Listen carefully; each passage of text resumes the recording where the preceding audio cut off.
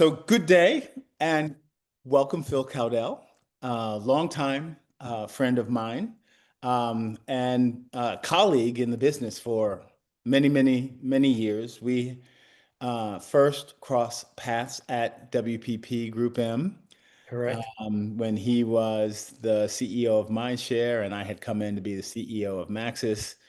Um, he was uh, he was the guy who helped show me the ropes at Group Never, never, never. We were great partners, and you taught me anything more than I ever taught you.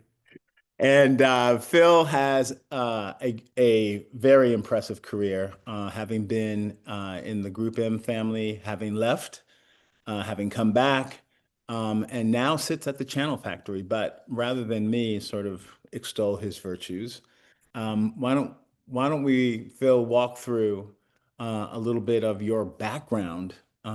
Because I think today what we want to do is just really get a high level perspective on Mm. advertising, what it's supposed to be doing, what media adds to the party, and then in our subsequent discussions, we'll delve a little bit deeper into brand safety's role in making sure that we get the kinds of outcomes that we're looking for. So Yep.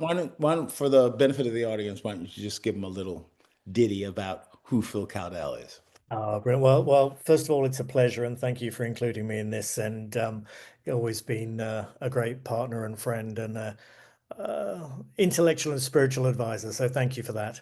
Um, I could open with 55 seconds into the Sting song of Englishman in New York, because I'm an alien. I'm an illegal alien, but I'm in New York as an Englishman. And as I do that, I'm now living in I think I'm now in the 10th city in the fifth country in the fourth continent I've lived in.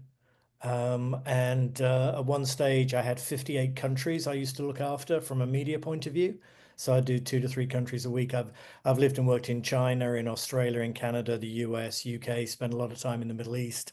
Pretty much a global citizen when it comes to media.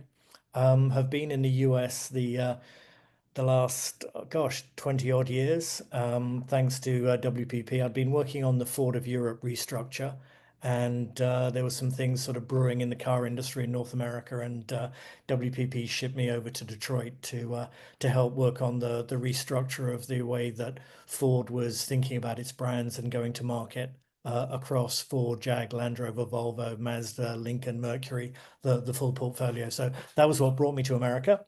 Um, Having got here, I then had the pleasure of working with some real incredible, iconic American brands. Starting with P&G and Kraft and Kimberly Clark and Kellogg and these sort of organizations, and really having a chance to sort of see how they worked and how we can use media as a business driver. And I think the key is, I think too many people still think about media as a sort of legacy spots and dots, or something that's sort of the end of the process. But I'm a comms planner. So from my point of view, you always want to come in at the beginning and say, what's the business problem we're trying to solve? What does the audience think and feel? What's the behavior we need to influence, and how do we bond audiences with brands and connect them for life through the purchase funnel and through the journey? So yeah, a comms planner by training, worked in multiple markets, was publicist before WPP, and have had the pleasure of working with some incredible marketers. And I'm just going to pick on one. There are many, but I'd like to just name check Tony Palmer from Kimberly Clark, because as a pithy Australian, I think he still had the best ever definition I've heard of marketing, which is the four mores. Let's sell more stuff to more people more often for more money. And Right on. and our job in media is simple as that. How do we help the four mores? And if we're not Yes. doing anything to help the four mores, we're wasting everyone's time, including our own. Right. So yeah. So very often we lose sight in terms of what the four imperatives actually are, and we get lost in some of the sauce of, particularly in brand safety. Is this good? Is this black? But I just want to wind the crank back a little bit. So you and I are graciously of the age when cable TV was a new was a new innovative medium. But digital media, 25 years old at this point. It's been a long, long haul to get digital media, as part of a standard media plan. And then, next year's mobile, next year's mobile, next year's mobile was Yeah, last. we had 7 years. It was the year of mobile for 7 concurrent years, wasn't it? If I remember correctly. Yeah, yeah. And then all of a sudden, mobile was yesterday. And I Yeah. think what sat at the bottom of that was the rise of social media, Mm. right? And so all of a sudden, when, YouTube and Facebook kind of flipped the switch on, how people sort of accessed those platforms, all of a sudden, it was old news. And we look at brand safety from the context of uh, a great bit of it is driven by the impact of social media on society and um, this sense that there are so many impressions um, that you cannot not play in that sandbox, um, that people seemingly can't turn it off, right? So, could you, from your perspective and years of experience, just and from where you sit now at Channel Factory, just put a perspective on the rise of social media and the impact that it's had on not only society but the business of advertising overall? Okay, I'm going to go all the way back to a meeting I had in London a long time ago where somebody came and said, I'm launching this business. It's a new media company. And I was running what I thought was new media at the time, and I didn't quite get it. And then we started having those meetings with those first platforms and sort of go back and we remember the names of things that no longer exist. And it was almost that thing that we didn't have to worry about. And then suddenly we realized it had eaten everybody's lunch. I still remember it was in Europe, it was Sweden was the first country which had digital media became more than 50% of ad spend. It was the first European country that accelerated to. We think now in most cases, linear is maybe say 20% of a budget, 80% is digital of the 80. In most cases, two-thirds of that is social. I'll just give you a couple of stats. Last year, ad spend on social media reportedly was $250 billion. Of that, Meta was the biggest player at 155 billion. Then after that was YouTube at 33 to 35 billion, and then you had Meta at 28, and on down the rankings, and you get to that artist formerly known as Twitter, which was running at 2.6. So 1%, disproportionate noise for revenue. But it's fascinating. You've got, to your point, $250 billion are being spent on things that were called walled gardens for a reason. They were called walled gardens because they were defensive, they were secretive, and you couldn't see inside. Hang on, transparency, accountability, all those things that our clients expect of us as agencies. And we're going, yeah, but I'm going to spend your money over here on these wall gardens and I can't see inside them. I don't know what they're doing, but I'm sure it's all good. Um, yeah, that's a bit concerning. Back in the day with clients like Alan Rutherford and people like that, and think about Bernard Glock, so P&G and Unilever going, are you sure you're spending my money in the right place at the right time in the right way? Which in visible, transparent, linear, and arguably even open web was pretty easy to answer. Pretty hard to answer when it was like, I'm in the wall garden.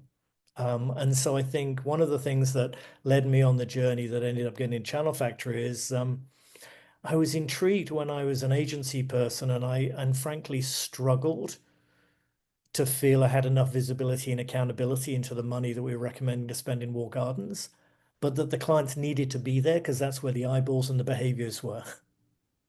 Right. At least accountable Oh, behaviors, right? So we went from a standpoint in sort of comms planning where the environment or the content that you were around sort of was a key indicator of behaviors that you were able to sort of understand. In the correct. digital age, right, and accountability and all the sort of analytical capability, you could go for express um, quantifications of how people did followed certain things and Yep. just follow that down the rabbit hole. But the rabbit hole, let me just It's interesting that I think the first age of advertising really was the content is king. We all remember, you wanted to be inside front cover of Vogue magazine. Your travel client wanted to be in the travel section of the Sunday newspaper. You wanted to be the first position ad in break in the evening soap that everyone, Friends and ER was sort of first on, and I wanted to be first ad in the first pod. Um, we knew that proximity mattered. And we knew that putting ads next to compelling content drove better attention, therefore better outcomes. And the research has continually shown that the best leading indicator of a business outcome is attention. And so context, relevant context drives more attention. Attention's best leading indicator of an outcome. Yay. So contextual relevance, wonderful. So content was king.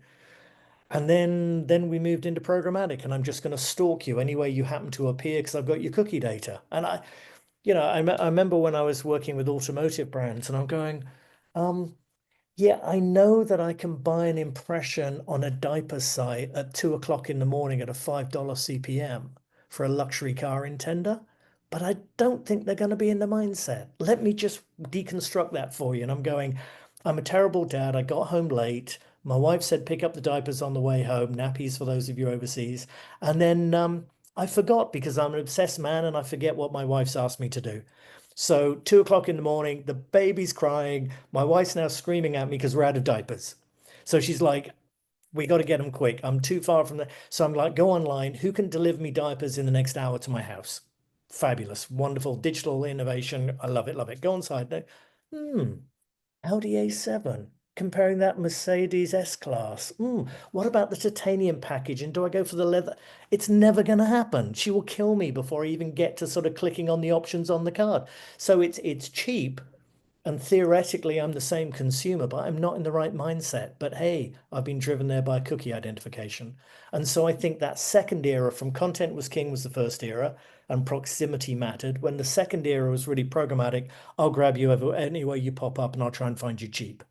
Right, And right. find you cheap is a problem because I want to find you at an outcome, not at an input of a price. So I actually think we're getting to the third generation now, which says, I'd love great content, the first generation, but I want to have the digital accountability of data and understanding and specificity of the second generation. So I think we're at the third generation now going, content is king again. Mm, And we're mm, mm. blending the best of the first and the second. So we drive attention, we drive specificity. And this is where I'd say to somebody like, would you want to put your ad anywhere on social media? Or would you like it to match around context that's relevant for your product? And Right. even then, I'm picking up on the automotive example. If you buy a broad automotive category as targeting, which you can do on the platforms, if I'm selling luxury cars, do I want somebody knowing how to change the brake pads on a 15-year-old VW Golf? Or somebody who's doing a hill climb in a classic car? No, I want luxury car intenders up against my key set. And I Right. think it's that specificity we've got to get to now. Going, no, no, don't just give me auto. It's too big. Give me Right. luxury car intenders with an attitudinal frame around it with relevant content and let me put my content there. And that gets you into the point of going, oh, but the CPM goes up. And I'm going, yeah, but the ROAS goes up even more. So, cheap CPMs in most cases are a waste of money. Let's Yeah. get back to actually driving outcomes of business performance. If we're all held accountable for outcomes, media plans will look very, very different. Then if we're all accountable for delivering savings. Correct. If a pre I had one, I won't name the procurement organization, but I got a laugh. It was a fizzy drinks company. I'm not saying which one. And we had this conversation and we're talking. He said, I need your price for a digital video. Great. I said, great. Would you like it one that you can see is on the screen? The consumer can actually see it. They click on it and the audio plays and it plays for half of the duration. Nope. Okay, so you want one maybe that is partially visible on screen. There's no audio playing. It's not fully there and the consumer doesn't click on it. No, don't even want that.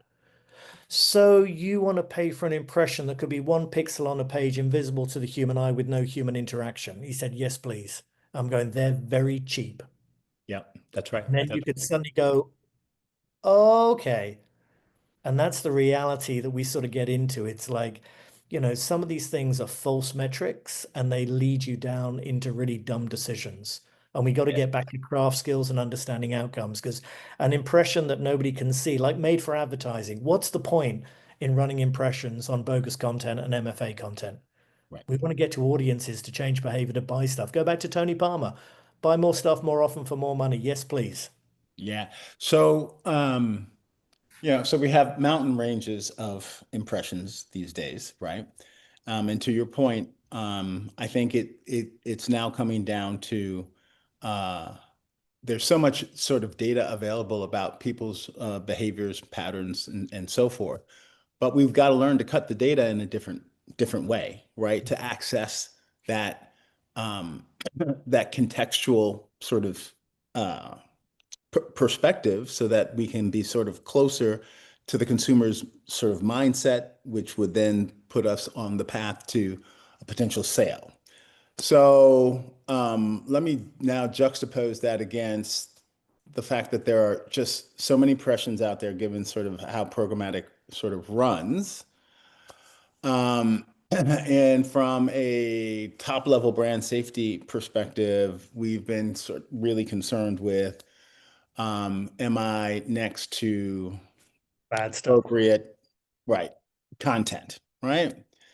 Um, so eh, in the current political situation, right? Some of what we've decided was not appropriate has suddenly been deemed by someone as kind of appropriate.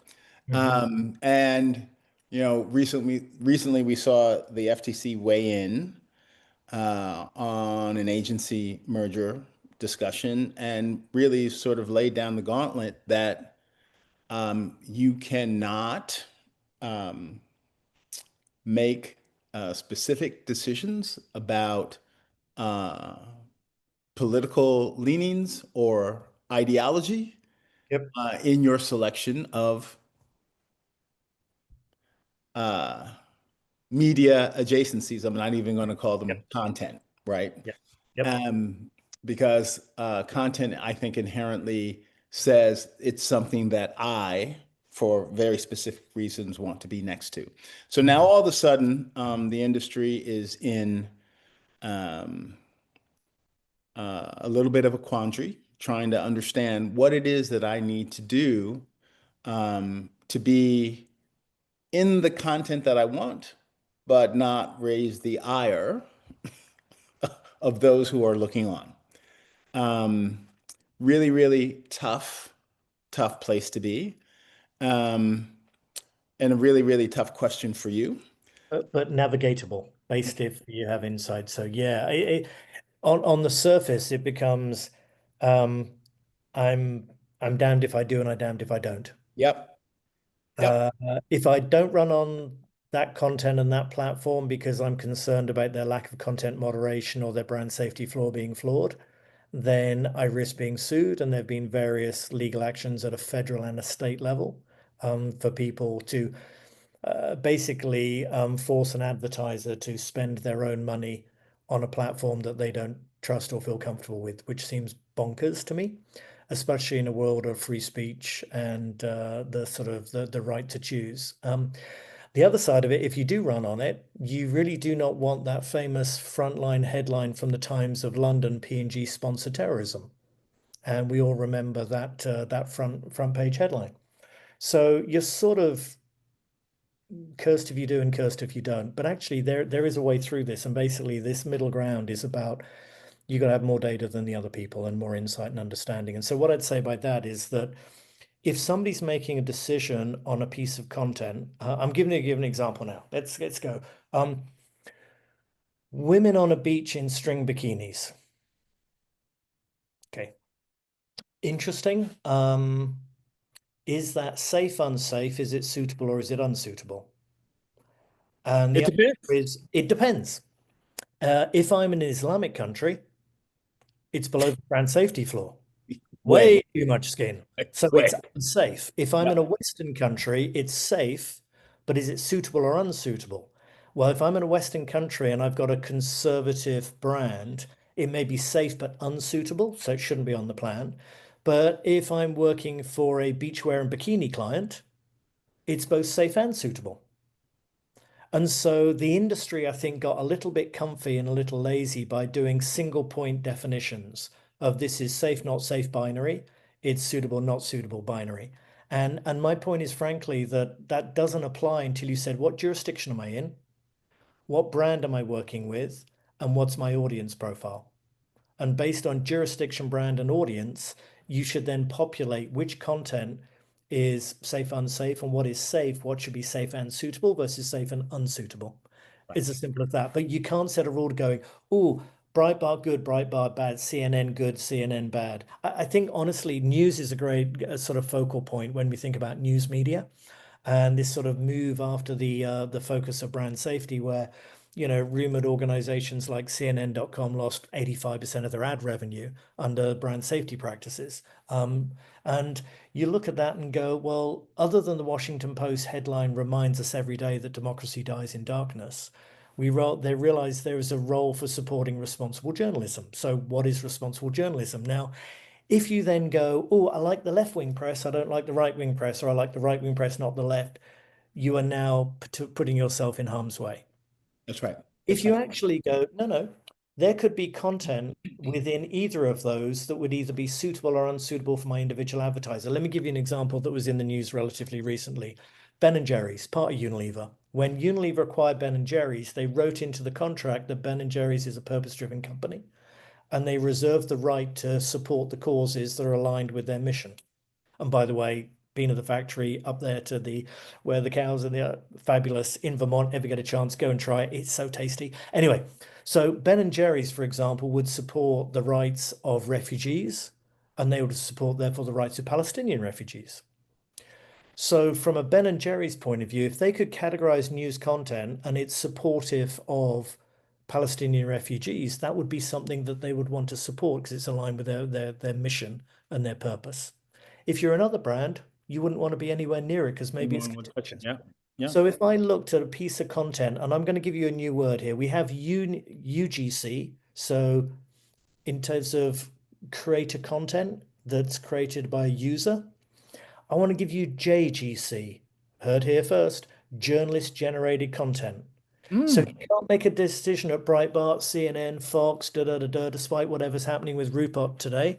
But what you can make a decision at, you should score every individual news video as JGC, journalist generated content, in the same way as we score user generated content at a video by video level. And on the Fabulous, basis of fabulous that, concept. Yeah, you yeah, can now score it and say, actually, for Ben and Jerry's, yes. For Dove, women's rights, women's reproductive rights, yes. For Ben and Jerry's, Palestine refugees, yes.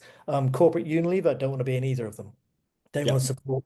So That's a great point point. here is we've been Great super point. lazy in the industry, creating a single linear yes/no choice, and that completely misses the point. If Yeah, we understand at a granular level, what's right for one brand is wrong for another brand, and you can make intentional choices, intentional to align with, intentional to avoid. If I can give you just a short, just to summarize this, if you avoid the bad and you align with the good, whatever that is for your brand, you will increase performance.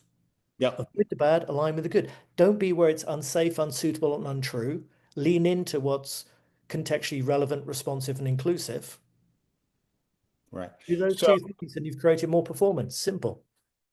so that actually, and over our next sessions, we're going to dig way deeper into that concept. Um, but the sort of upshot of this FTC ruling meant that marketers who used to lean on the agencies to do a lot of this work, right, Yep. now have to assume responsibility for making a number of these decisions. And so, in a very confused world, how do marketers, uh, uh, uh, Navigate. yeah, work through, what is the alignment of things that I want to be uh, Yep. closer to versus farther away from. And to the point is, I think this is unique for every brand and every business. So the Yep. first thing they've got to know is what is their mission, purpose, and vision, and are they clear on what are the things they align with? what in terms of their audience are their audience susceptibilities and vulnerabilities and the things that they're passionate about. We have so many sort of people use this prosumer, sort of the campaigning consumer that actually has a pro view of an issue that we need to align, and consumers that align with the same standards as a brand get more tenure, more connection, more transactions. So it's super important. Go back to the basics and the craft skills. A brand has got to know what it stands for. It's got to make sure it's matched with what its audiences stand for, and it can make that connection. Sylvia Lagnado, when she was the VP of Dove and she created the campaign for Real Beauty and the offsite that led to all of this, it was wonderful. It's all based on an insight about what 83% of girls didn't think they were beautiful. What she realized is I don't want 100% market share. And if I talk about the reputation and the recognition of we're all beautiful on the inside and the outside and we shouldn't be biased, etc., she says some people won't agree with me, but I only need these people who agree with me to connect with me because that'll still double my sales and meet my business goals as well as be true to my mission. I don't need 100% market share, but I would rather get to the point that those who are aligned with me truly love me and I'm truly connected. And those who don't, there's always going to be haters. Now That's you're one of the okay. people who say I harp on source of business all the time. Yeah. And people are looking at me like, what planet are you from? I'm just source of business. It makes it so clear. Oh, yeah. What do they believe? Where do they come from? I remember doing an exercise with a car brand, and it was wonderful. We're literally, okay, you've got to sell 10,000 units. Got it. Right. And then listed every other manufacturer and nameplate, what their current volume size, how many years did they come up to put 3 years on a lease, 7 year in a new car purchase? What's their conversion potential relative to my product? And you literally do the math. I'm going to Yeah, get 3 Mercedes S buyers. I'm going to get 5 Audi A7 buyers. Da, da, da, da, da. When do I add up my source of business to get to the volume? I can't be everybody's product. that's And I right. would rather stand for something that my people bond and connect with. So I have head and heart, and accept that there's always going to be some to either I'm irrelevant or that potentially a hater. And Yeah, hopefully it's more irrelevant than hater. But in the current world we have, we seem to be in a world where everyone takes a binary choice. And if you're not for it, you have to be against it versus being neutral.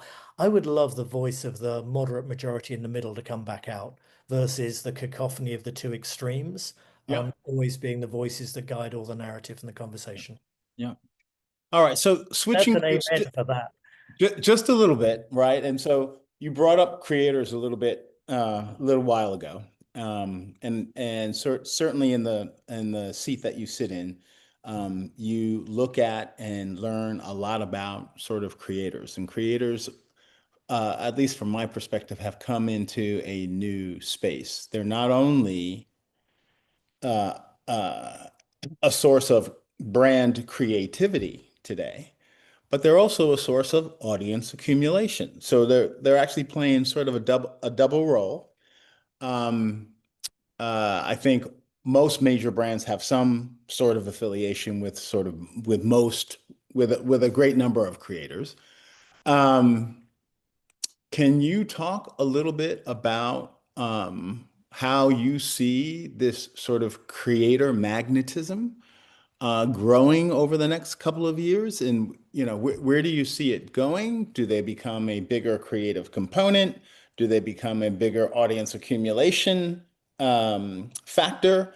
And how do you put that together? And then how do you walk the line, if you will, of if you want to be closer to that creator, want to be farther away from that creator? Yeah, no, it's a really important point. And influencers, creators, content creators, however we want to sort of label them, this is the sort of the non-legacy plat content creators of the world. Started out as UGC, and then you end up with Mr. Beast, who's got more impressions than most TV shows. So what I find interesting is when we think about the creators, in most cases, they align with passions, topics, and beliefs, and some are very narrow. Literally, there's a whole channel just talking about Ronaldo, for example, or other people are very broad talking about rights and issues.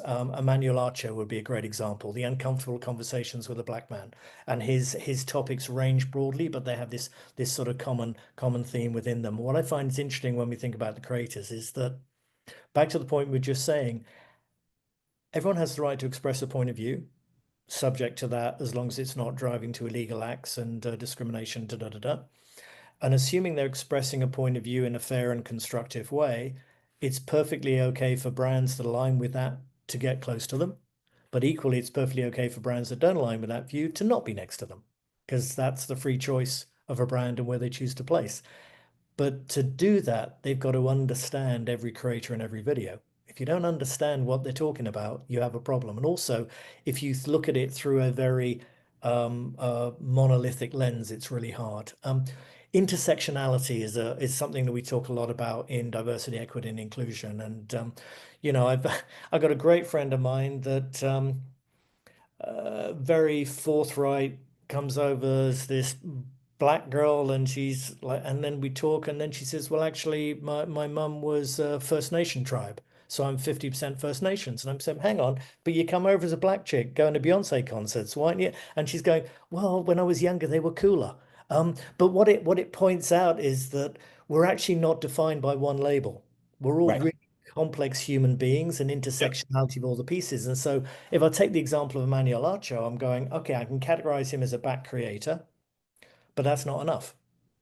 He's somebody who talks about the issues of how to counter racism. He's interviewed Barack Obama. He talks to Flojo and understanding women's rights to choose, and when people are in the terrible position of having to make decisions about abortions or not abortions. He talks about religion and the role of religion in community. He talks about, so you sort of go, just saying he's black is just lazy.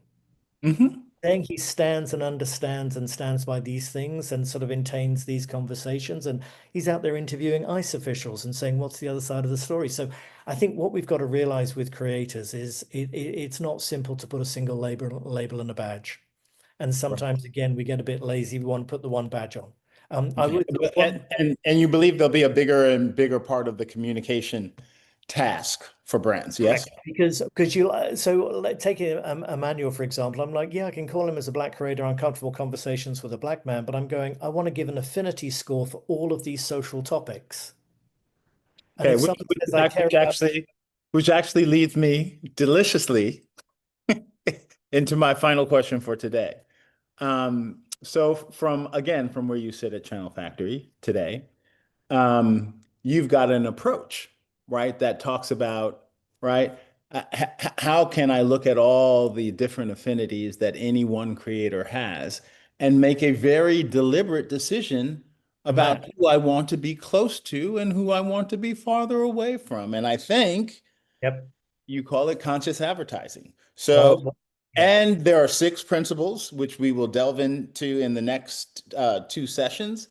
But can you give the audience just a top line of conscious advertising, what it is, why Channel Factory believes it's the way forward, and how you do what you do? Yeah, it's super easy and tight. I get doing good business while doing good. Shouldn't that be something we all aspire to? Doing good business while doing good. Easy. Okay, so conscious business performance means that we want to drive business performance and outcomes, otherwise you're not going to get the second brief, but doing it through a conscious, responsible lens. And if everything you think about is going, I have to drive performance plus, so performance plus good for people or performance plus good for planet, ideally performance plus people and planet. And if we can think about something and do it like that, then we actually achieve that goal of doing good business while doing good. That's a Every time beautiful we thought. avoid, just avoid a wasted audience. I don't waste carbon, but I don't waste money. Avoid with stuff that's relevant, inclusive, and representative and right for my brand.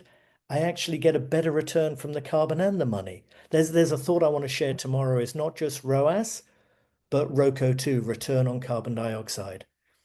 Not only do we like avoid doing the bad stuff, but by focusing on the good stuff, we drive business performance, but we also drive societal performance and climate performance. And if we can do all that together, we're doing good business to do good.